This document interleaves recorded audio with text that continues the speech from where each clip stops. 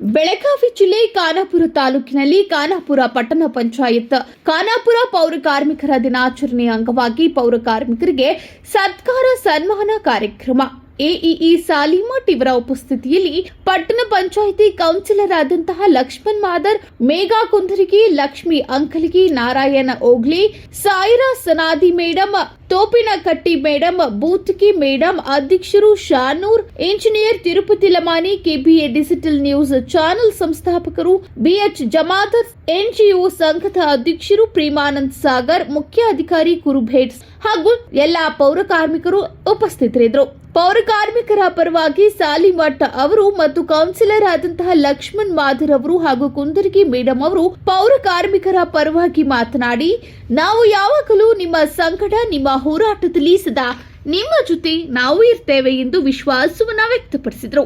ಇವರೆಲ್ಲರ ಮಾತನ್ನ ಕೇಳಿ ಪೌರ ಕಾರ್ಮಿಕರು ಸಂತೋಷವನ್ನ ವ್ಯಕ್ತಪಡಿಸಿದರು. ಇದರ ನಿಮಿತ್ತವಾಗಿ ಪೌರ ಕಾರ್ಮಿಕರಿಗೆ ಕ್ರೀಡೆ ಹಾಗೂ ಮನೋರಂಜನೆ ಕಾರ್ಯಕ್ರಮಗಳನ್ನ ಹಮ್ಮಿಕೊಳ್ಳಲಾಯಿತು. ಹೀಗೆ ಪೌರ ಕಾರ್ಮಿಕರ ದಿನಾಚರಣೆಯ ಸಮಾರಂಭವು ಬಹಳ ಅದ್ದೂರಿಯಾಗಿ ನೆರವೇರಿತು.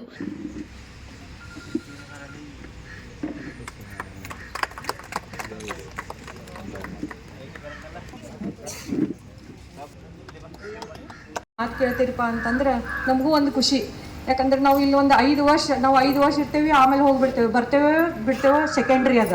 ಕಾರ್ಮಿಕರದ ಇವತ್ತು ಕೆಲಸ ಮಾಡೋದೈತಿಪ್ಪ ಅಂತಂದ್ರೆ ನೀವು ನಿನ್ನೆ ರಾತ್ರಿ ಎಲ್ಲರೂ ವರ್ಕರ್ಸ್ ಅದಾರಲ್ಲ, ವೇದಿಕೆ ಮೇಲೆ ಉಪಸ್ಥಿತರಿದ್ದಂಥ ಎಲ್ಲ ಗಣ್ಯರಿಗೂ ಯಾರ್ದು ಹೆಸರನ್ನು ತೆಗೆದುಕೊಳ್ಳೋದಿಲ್ಲ.